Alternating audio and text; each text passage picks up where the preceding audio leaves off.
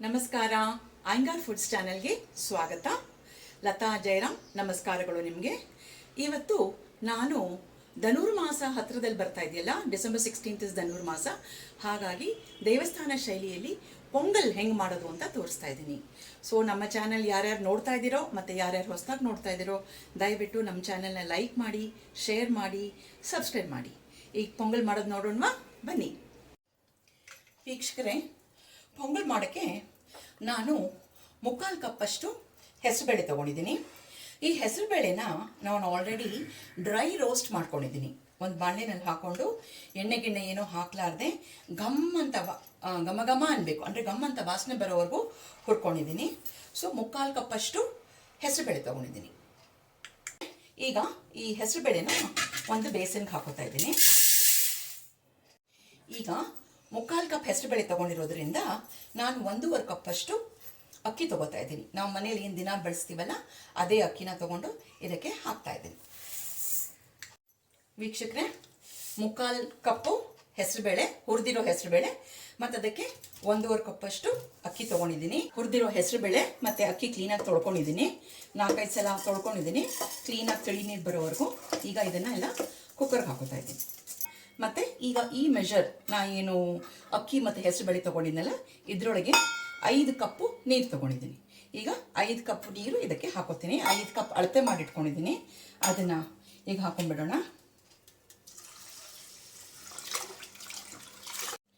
5 cup ನೀರಾಯಿತು. ಈಗ 1.5 ಇಂಚಷ್ಟು ಶುಂಠಿ ಚೆನ್ನಾಗಿ ಕಟ್ ಮಾಡಿ ಇಟ್ಕೊಂಡಿದ್ದೆ, ಅದನ್ನು ಹಾಕೋತಾ ಇದ್ದೀನಿ. 4ರಿಂದ 5 ಹಸಿ ಮೆಣಸಿನ್ಕಾಯಿ ಉದ್ದಕ್ಕೆ ಸೀಳ್ಕೊಂಡಿರೋದು, ಮತ್ತು 3 ಕಡ್ಡಿ ಕರಿಬೇವು, ಅರ್ಧ ಟೀ ಸ್ಪೂನಷ್ಟು ಮೆಣಸು ಅರ್ಧ ಕುಟ್ಟಿಟ್ಕೊಂಡಿದ್ದೀನಿ, ಕರಿಮೆಣಸು, ಕಾಳು ಮೆಣಸು, ಮತ್ತು 1 ಟೀ ಸ್ಪೂನಷ್ಟು ಜೀರಿಗೆ. ಈ ಜೀರಿಗೆ ಪೊಂಗಲ್ ಮಾಡೋವಾಗಲೇ ಹಾಕ್ಬಿಟ್ರೆ ಜೀರಿಗೆ ಫ್ಲೇವರು ಅದಕ್ಕೆ ಚೆನ್ನಾಗಿ ಬರುತ್ತೆ, ಅದಕ್ಕೋಸ್ಕರ ಇವಾಗಲೇ ಹಾಕೋತಾ ಇದ್ದೀನಿ. ಮತ್ತು 1 ಟೀ ಸ್ಪೂನಷ್ಟು ಅರಿಶಿನ,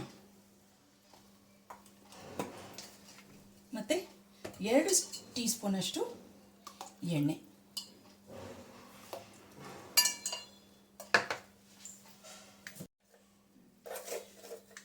2 ಸ್ಪೂನಷ್ಟು ಉಪ್ಪು, 2 ರುಚಿಗೆ ತಕ್ಕಷ್ಟು ಉಪ್ಪು ಹಾಕೋತಾ ಇದ್ದೀವಿ. ವೀಕ್ಷಕರೇ, ಇದೆಲ್ಲ ಮಿಶ್ರಣಕ್ಕೆ ಒಂದ್ಸಲ ಕಲಿಸ್ಬಿಟ್ಟು ಇವಾಗ 4ರಿಂದ 5 ವಿಸಿಲ್ ಬರೋವರೆಗೂ ಕುಕ್ಕರ್ನ ಕೂಗಿಸ್ಕೊಂಡ್ಬಿಡೋಣ. ಪ್ರೆಷರ್ ಇಳಿತಾ ಇದೆ. ಅಷ್ಟರೊಳಗೆ ನಾವು ಒಂದು ಬಾಣಲೆ ಇಟ್ಕೊಂಡಿದ್ದೀನಿ. ಒಗ್ಗರಣೆಗೆ ರೆಡಿ ಮಾಡ್ಕೊಂಡ್ಬಿಡೋಣ. ಒಗ್ಗರಣೆಗೆ ರೆಡಿ ಮಾಡ್ಕೋಬೇಕಾದ್ರೆ ನಾನು 2 ಟೇಬಲ್ ಸ್ಪೂನಷ್ಟು ತುಪ್ಪ ಹಾಕೋತಾ ಇದ್ದೀನಿ. ನಂದು ಟೀ ಸ್ಪೂನ್ ಇದು, ಹಾಗಾಗಿ ಟೇಬಲ್ ಸ್ಪೂನ್ ಅಳತೆನಲ್ಲಿ 4 ಸಲ ಹಾಕ್ಕೊಂಡಿದ್ದೀನಿ. ತುಪ್ಪ ಕಾದಿದೆ. ಈ ತುಪ್ಪಕ್ಕೆ ನಾನು 1 ಟೀ ಸ್ಪೂನಷ್ಟು ಜೀರಿಗೆ ಮತ್ತು ಅರ್ಧ ಟೀ ಸ್ಪೂನಷ್ಟು ಮೆಣಸು ರಫ್ ಆಗಿ ತರ್ತರಿಯಾಗಿ ಕುಟ್ಕೊಂಡಿದ್ದೀನಿ, ಅದನ್ನು ಹಾಕೋತಾ ಇದ್ದೀನಿ. ಚಿಕ್ಕ ಚಿಕ್ಕ ಪೀಸಾಗಿ ಕಟ್ ಮಾಡಿ ಇಟ್ಕೊಂಡಿದ್ದೀನಿ, ಇದನ್ನು ಆ್ಯಡ್ ಮಾಡ್ಕೋತಾ ಇದ್ದೀನಿ. ತುರಿದಿರೋ ಕೊಬ್ಬರಿನೂ ಇಟ್ಕೊಂಡಿದ್ದೀನಿ ನಾನು. ಈ ತುರಿದಿರೋ ಕೊಬ್ಬರಿ ಮತ್ತು ಪೀಸ್ ಮಾಡಿರೋ ಕೊಬ್ಬರಿ ಎಲ್ಲ ಒಂದು ಕೊಬ್ಬರಿನಲ್ಲಿ ಅರ್ಧ ಗಿಟ್ಕಷ್ಟು ತೊಗೊಂಡು ಇಟ್ಕೊಂಡಿದ್ದೀನಿ ನಾನು. ಸ್ವಲ್ಪ ಗೋಡಂಬಿ ಪೀಸ್ ಮಾಡಿ ಇಟ್ಕೊಂಡಿದ್ದೆ, ಅದನ್ನು ಆ್ಯಡ್ ಮಾಡ್ಕೊತಾ ಇದ್ದೀನಿ. ಇದನ್ನು ರೆಡಿ ಮಾಡಿ ಇಟ್ಕೊಂಡ್ಬಿಟ್ರೆ ಕುಕ್ಕರ್ ಪ್ರೆಷರ್ ಇಳಿಯೋದ್ರೊಳಗೆ ತಣ್ಣಗಾಗಿರುತ್ತೆ ಸ್ವಲ್ಪ, ಮತ್ತು ಅದ್ರ ಜೊತೆಗೆ ಮಿಕ್ಸ್ ಮಾಡಿಬಿಡ್ಬೋದು. ಈಗ ಕುಕ್ಕರ್ ಪ್ರೆಷರ್ ಇಳಿದಿದೆ, ತೆಗಿಯೋಣ.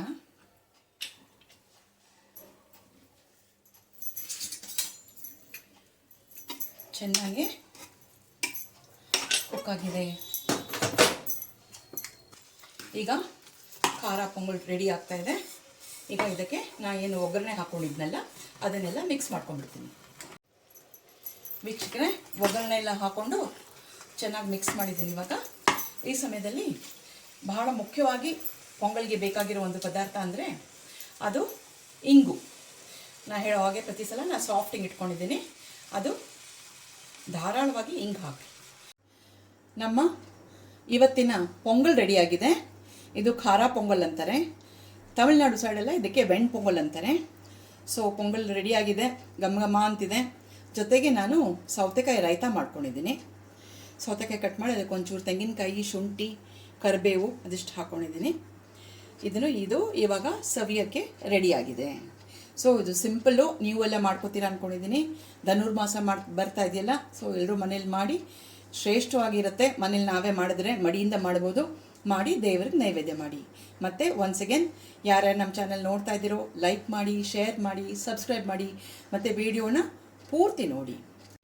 ವೀಕ್ಷಕರೇ, ಈ ಶುಭ ದಿನದಂದು ನಾನು ಇನ್ನೊಂದು ಚಾನಲ್ ಶುರು ಮಾಡಿದ್ದೀನಿ.